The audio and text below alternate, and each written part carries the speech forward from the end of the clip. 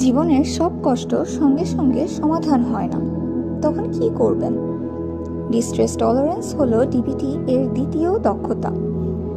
এটি কষ্ট দূর করে না, বরং শেখায় কষ্টের মুহূর্তে নিজেকে আরও ক্ষতি না করে টিকে থাকতে। ডিস্ট্রেস টলারেন্সের তিনটি মূল কৌশল। প্রথম, স্টপ স্কিল।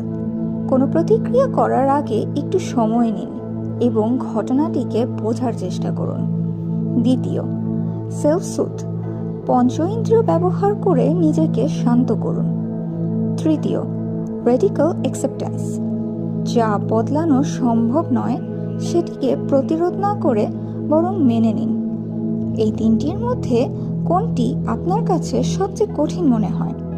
কমেন্টে শুধু নম্বরটি লিখুন। 1, থামা।